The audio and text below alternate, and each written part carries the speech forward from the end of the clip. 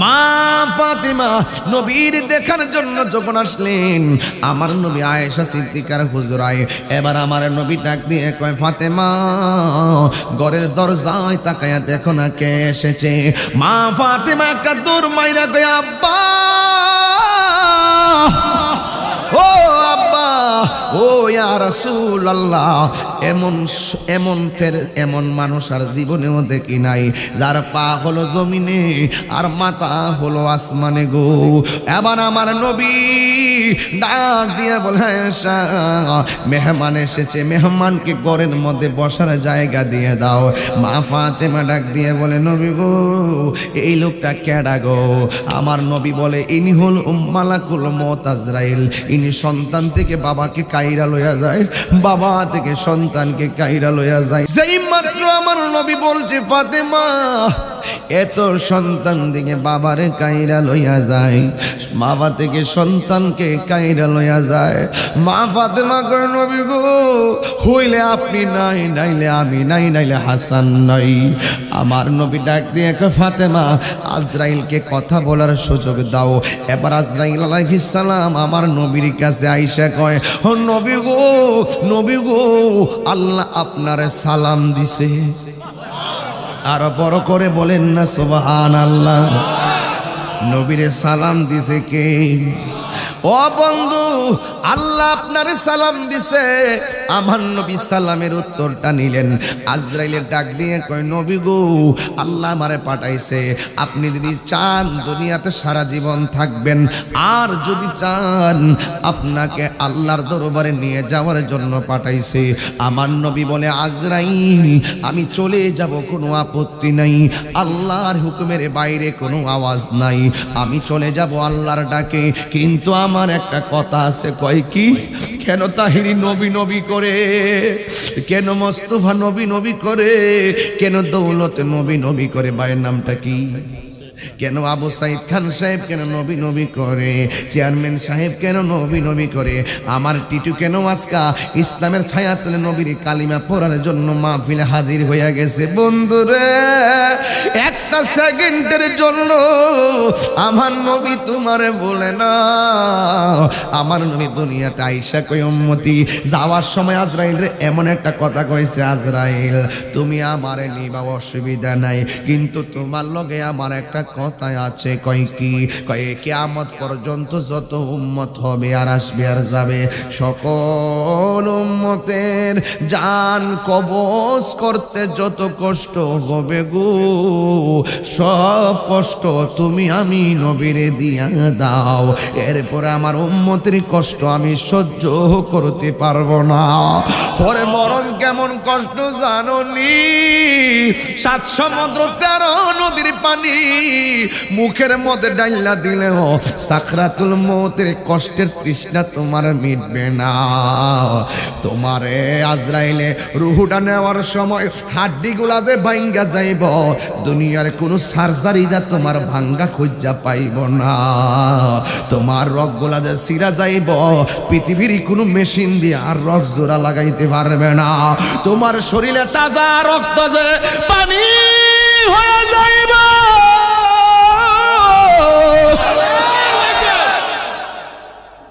সারা দুনিয়ার রক্ত ভিতরে ডুইকা দিল আর পানি রক্ত হবে না। আমার নবী ডাক দিয়ে কই, আজরাইল তুমি আমার সব কষ্টে দিয়ে দাও। ওই দিক দিয়ে সিদ্দিকে আকবর শুনলেন আমার নবী দুনিয়া থেকে আল্লাহর রবের দিদারে চলে গেছে।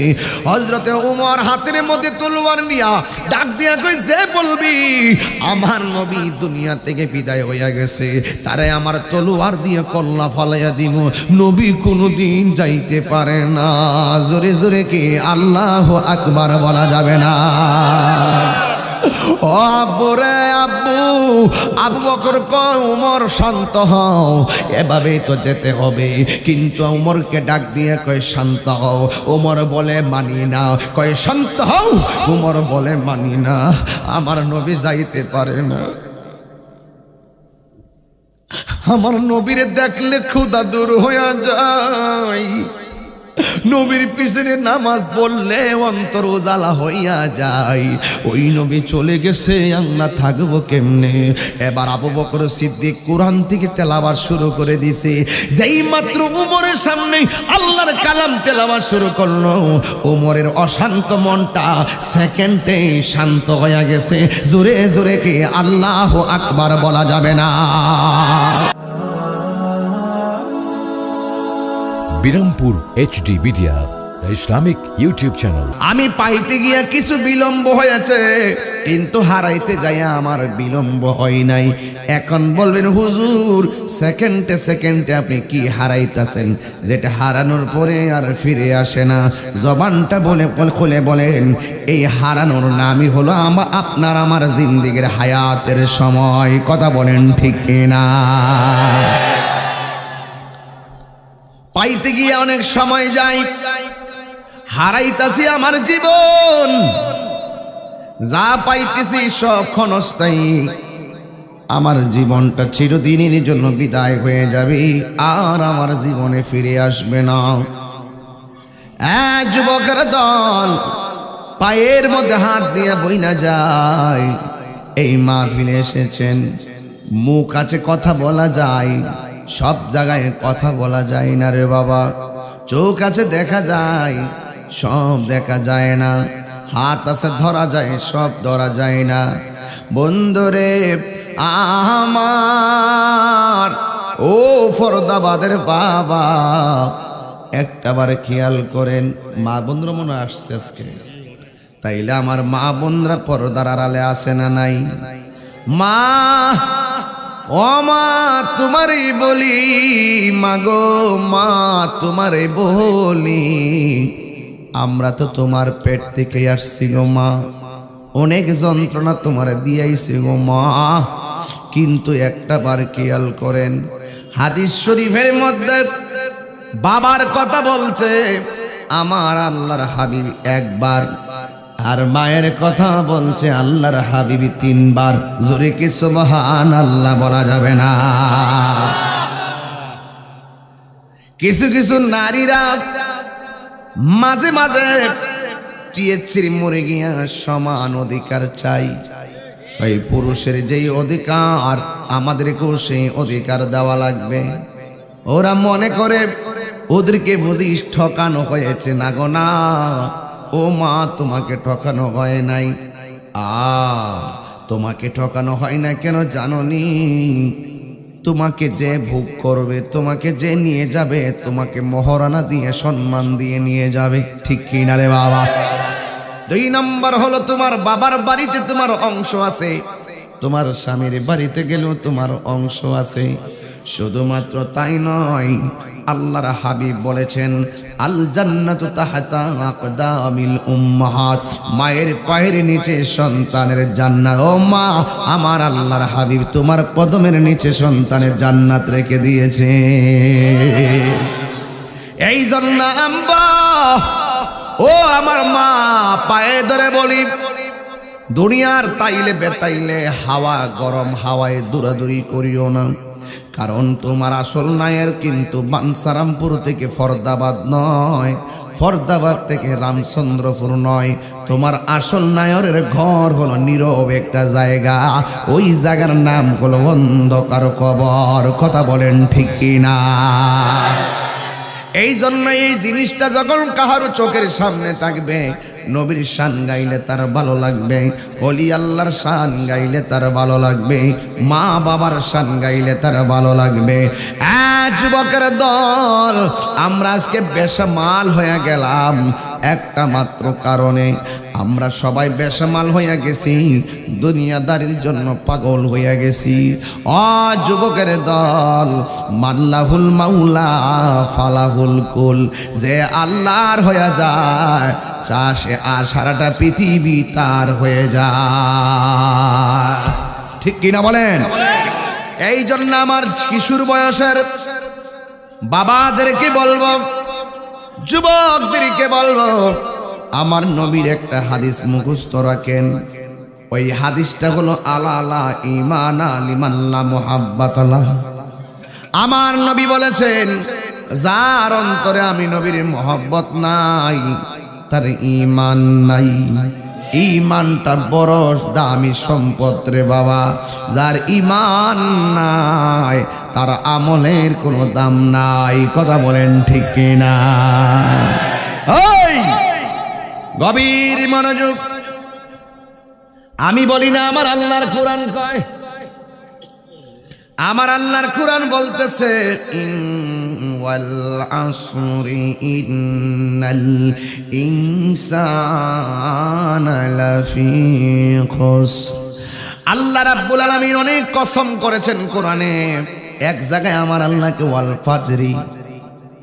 ওয়াল ফাজরি ফজরের কসম আল্লাহ আকবার কইতেন না। আর এক জায়গায় কয় ওয়াল আসরি আসরের কসম। এরপরে আল্লাহ কসম কাটটা কয়। আমরা দেশের মধ্যে কসম কাটে না? কসম কাটলাম তোর খবর আছে, তোর না মাইরা খাইতাম। কসম কাটেনি। কসম কাটছে তুই যদি এই পানির মধ্যে বুড় পারস তাহলে তুই শেষ। জামাই কইছে এই পানির মধ্যে গোসল করলে তুই শেষ, মানে তালাক তালাক। কসম কাটলাম তুই তালাক। বউ যায় 2 ঘন্টা পরে এই পানির মধ্যে গোসল করছে, বউ আসেনি। আছে আছে আছে। হুজুরের কাছে গিয়া কয় হুজুর আমার স্বামী বলছে এই পানির মধ্যে গোসল করলে আমি বলে তালাক। হুজুর কইছে তালাক কইছে না। কই কি লাগা? কই সময় জোয়ার আছে না, জোয়ারের কারণে ওই পানি চইলা গেছে সামনে। মাওলা তুই রে তুই আহওয়ালে আখেরে মাওলা তুই রে ঠিক না বলো। খোদা কি কসম! আল্লাহ যখন কসম কাটছে তাইলে বোঝা গেল তোমারও খবর আছে, আমারও খবর আছে, আপনারও খবর আছে। হাত তুলে বলেন ঠিক না বলেন।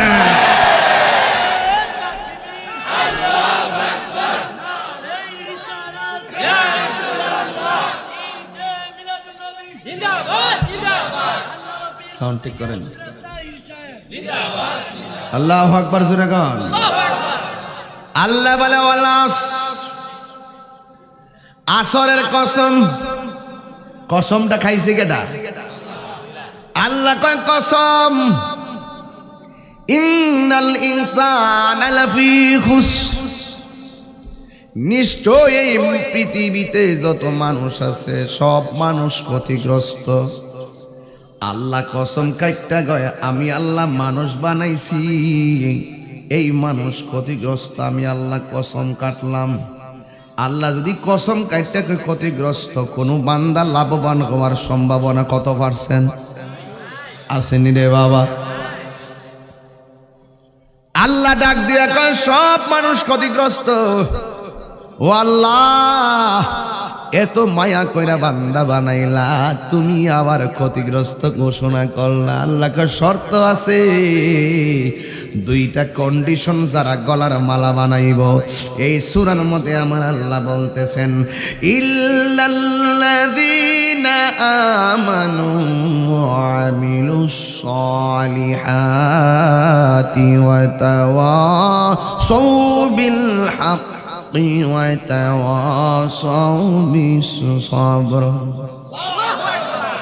আল্লাহ বলেন আমি আল্লাহ কসম কাটতে বলছি সব ক্ষতিগ্রস্ত, কিন্তু 2টা মালা যারা গলায় লাগাইছে তারা সারা। এখন বলবেন তাহিরি হুজুর ওই লোক 2টাকে, ওই 2 কন্ডিশনওয়ালাটা আবার কি জিনিস? আল্লাহ বলে যাদের ঈমান আছে, যারা নেক আমল করে, এরা সারা যত মানুষ আছে সব ক্ষতিগ্রস্ত। জোরে কেন আল্লাহু আকবার। এরপরে আল্লাহর এক জায়গায় বলে ওয়াবাশশিরিল্লাযীনা আমানু ওয়া আমিলুস সালিহাত। জান্নাতের শুভ সংবাদ শুধুমাত্র ঈমানদার আর নেক আমলকারীদের জন্য। আপনারা ফরদাবাদের বাবারা চিল্লাইয়া বলেন আমরা কি ঈমানদার নাকি বেঈমান? আমরা যে ঈমানদার কোনো সন্দেহ আছে? আমরা সবাই ঈমানদার, ইমানদার যারা নবীর সবুজ গম্বুজ দেখলে পাগল হয়ে যায় তারা, ইমানদার যারা নবীর রওজা দেখলে পাগল হয়ে যায় তারা, ইমানদার যারা দুরূদ পড়লে তারা পাগল হয়ে যায়। কথা বলেন ঠিক কি না? ওই ইমানদার হওয়া লাগবে। কেমন ইমানদার হতে হবে জানো? ইমানদার হতে গেলে অন্তরের ভিতরে একটা ভয় আনতে হবে। কি ভয় জানেননি? আমি যদি নবীরে না মানি শাস্তি দিবেন কে? আমি যদি কথা মতো না চলি শাস্তি দিবেন কে? এই জন্য শুরুতেই আল্লাহর ভয় অন্তরে আনতে হবে। আল্লাহর ভয় যদি অন্তরের মধ্যে চলে আসে তাইলে অটোমেটিকলি আল্লাহর আদেশগুলো আপনি দায়িত্বহীনভাবে মেনে ফেলবেন। আর আল্লাহর ভয়ের ফিলিংস যদি আপনার অন্তরে না আসে, বাবা বলেন, ইয়া বলেন, গাঞ্জা বলেন, খাওয়ার সময় যাররা পরিমাণও টেনশন হবে না। কথা বলেন ঠিক কিনা? আর আল্লাহর ভয় আসলে চিন্তা করবেন, আমি তাহেরির বিরুদ্ধে গীবত করতেছি, দোকানে যদিও আমি বৈশা গীবত করতেছি, তাহেরি না জানলেও যদি তাহিরি নির্দোষ হয় এই দোষটা আবার আমার উপরে এসে পড়বে।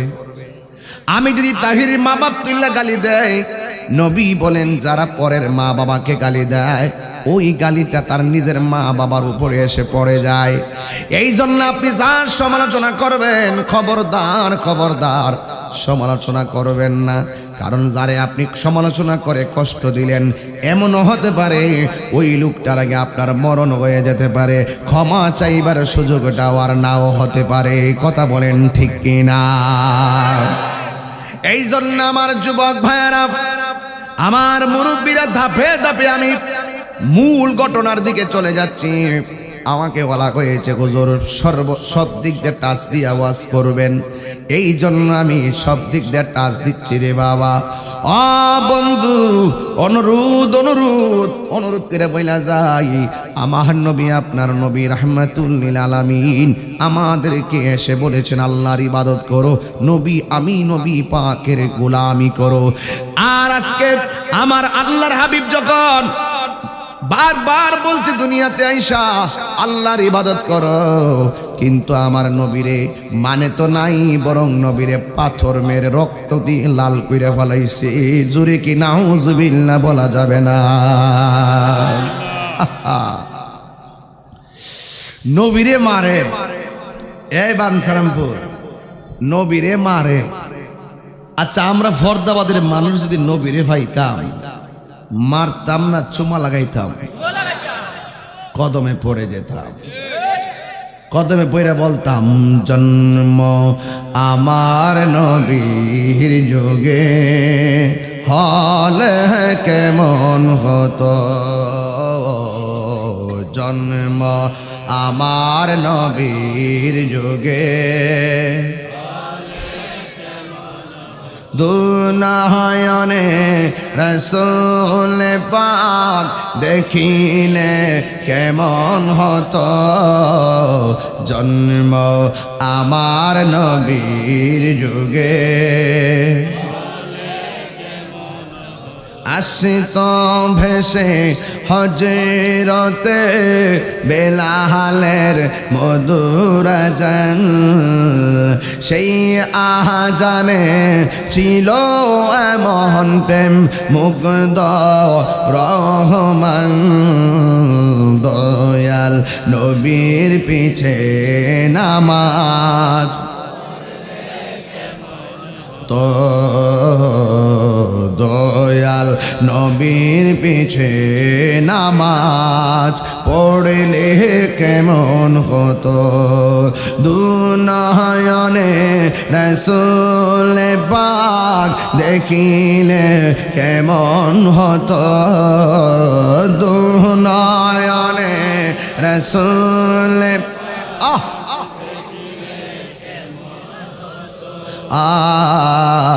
জন্ম আমার নবীর যুগে। মাশাআল্লাহ, তো জন্ম আমার নবীর যুগে। নবীরে দেখতে চাই কি চাই না? আরো বড় করে বলো চাই কি চাই না? এ বন্ধুরে, আমার নবী বলছে তোমরা আল্লাহর ইবাদত করো। যারা নবীর কথা মানছে তারা আবু বকর হয়ে গেছে, আর যারা নবীরে মানে নাই তারা আবু জেহেল হয়ে গেছে। কথা কোন ঠিক কিনা? এ আমার যুবক, আস্তে আস্তে ঢুকো, কোনো আওয়াজ নাই, নীরব থাকেন। আমি হামতাম করবো না, দলিলের বাইরে কথা বলবো না। সব মানুষ ক্ষতিগ্রস্ত হইলে আমরা উপায় নাই। আল্লাহ বলছে ঈমান আনো আর নেক আমল করো। ওই নেক আমলের মধ্যে সর্বোচ্চ ইবাদতের নাম হলো সালাত এবং নামাজ। আপনারা জবান খুলে কোন এই নামাজ আমরা চাই কি চাই না? আমার নবীর জিন্দেগিতে যতদিন পর্যন্ত নবী নীরবে নীরবে আল্লাহর জিকির করেছে, কাফেররা আমার নবীরে আল আমিন উপাধি দিয়েছে। যেই মাত্র আমার নবী উপেনে বলে দিয়েছেন আল্লাহর ইবাদত করো, আমি নবীরে মানো, ওই মুহূর্তে কাফেররা ডাক দিয়ে কয় না না, মানবো না। আমরা বাপ দাদার ধর্মের উপরে চুনকালি মাখবো না, আমরা আমাদের বাপ দাদার ধর্মের উপরে থাকবো। এরপরে আমার নবী বলছে, ও পৃথিবীর মানুষ, তোমরা আখিরাতের জবাবদিহিতার কথা মনে করো। দেখেন আমি কেন বলছি আল্লাহর ভয়ের কথা। আল্লাহকে যারা ভয় করে, কবর আযাবের চিন্তা তারা করে, হাসরের ময়দানের জবাবদিহিতার চিন্তা তারা করে। আল্লাহকে ভয় করলে দেখবেন বিপদ থেকে আমার আল্লাহ কেমনে উদ্ধার করে ফেলাই। তিন বন্ধু, কয় বন্ধু? আর ওদের কয় বন্ধু? তিন বন্ধু। তিন বন্ধু গুহার ভিতরে ঢুকছে। গুহার সামনে এত বড় একটা পাথর পড়ে গেছে। তিন বন্ধু মিলনা পাথরটা বের করতে পারে না। মুখের মধ্যে পাথর, চিৎকার দিলে বাহিরের কেউ শুনে না। এবার তিন বন্ধুর অন্তরের মধ্যে তিনটা কথা জাগ্রত হয়েছে। এক নম্বর, পাথর সরাইতে পারি না। দুই নম্বর, চিৎকার দিলে মানুষে শুনে না। তিন নম্বর, খাওয়া দাওয়াও খাইতে পারি না, না খাইয়া এখানে মরা লাগবো। তিনটা সমস্যা বড় জটিল। এই জটিল সমস্যায় যখন পড়েছে, চিৎকার দিলে মানুষ যদি শুনতো তারে বাঁচানোর জন্য দৌড়ায় আসতো, কিন্তু তারা চিৎকার দিলেও মানুষে শুনবে না। তার মানে হলো দিন এবং রাত বোঝা যাবে না, কিসের খাবার কিসের দাবার, তারা টেনশনে পড়ে গেল। একে আমরা রে বাঁচাইবো, আমরা যে বিপদে পড়ে গিয়েছি। এক বন্ধু আরেক বন্ধুরে ডাক দিয়ে কয়, বন্ধু রে, ও বন্ধু, আল্লাহ সারা কেউ আপন নাই। রাশি রাশি পাপ লইয়া গুহার ভিতরে ধরা খাইছে। আল্লাহ ডাক দিয়ে কয়, সৌরভ মিকালসদি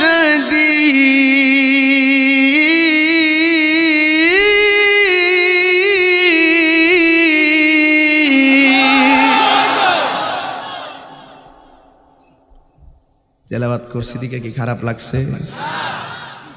আল্লাহর ধরা কি নরম না শক্ত? কথা কনে রে। আল্লাহ সার দেয় কিন্তু ছেড়ে দেয় না। আহা, অনেক অত্যাচার করছে, গুহার ভিতরে নিয়ে আটকাইছে। এবার বন্ধু একটা আরেকটারে ডাক দিয়ে কই, কিতা করতাম? কি করবি? না খাইয়া মরণ লাগবো। ডাক দিলে কেউ শুনতো না।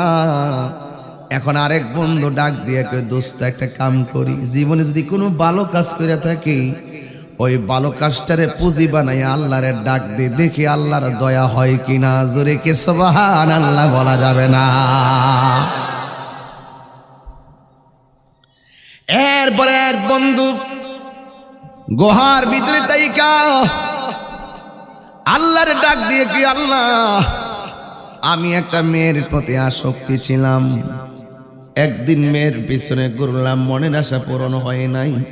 2 দিন মেয়েটারে ধরতে চেষ্টা করলাম, আমি পারি নাই। 3 দিনের মাথায় আমি মেয়েটারে দৌড়ানি দিলাম, হোঁচট খাইয়া মেয়েটা জমিনে পড়ে গেছে।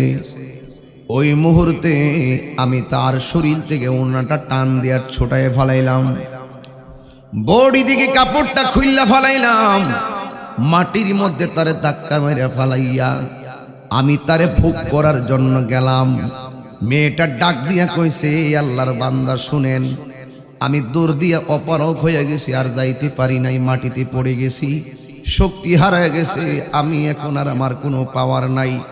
আমি জানি আপনি আমাকে এখন বুক করবেন, কিন্তু আমার ক্ষমতা নাই, কেউ আমারে দেখবেও না, আপনি আমার কাজ করবেন, কিন্তু আপনারে একটা কথা বলতে চাই। কয় ঠিক আছে, তাড়াতাড়ি বলো। মেয়েটা ডাক দিয়া কয়, ও যুবক, আমি নিরুপায়, তোমার শক্তি আছে, আমারে বুক করতে পারবা, কিন্তু আল্লাহকে ভয় করো। তিনবার আল্লাহরে ডাক দিয়ে, এখন তিনবার আল্লাহরে ডাক দেন। যুবক, সেই মাত্র মেয়েটা বলছে, যুবক রে, ভয় করো আমার আল্লাহ রে। ছেলেটা কয়, আল্লাহ, ওই দিন আমি চূড়ান্ত অবস্থায় তাই কেউ তোমার বান্দিটার আমি বুক করি নাই, তোমারে যদি আমি অন্তর দিয়া ভয় করি না, মেয়েটারে সেই দিন সাইরা থাকি, আজকে আমার গুহার সামনে দিকে পাথরটা তুমি সরাইয়া দাও। এই কথা বলতে দেরি, তিনটা বন্ধু তাকাইয়া দেখে পাথরটা মুখ দিকে দূরে সইরা গেছে।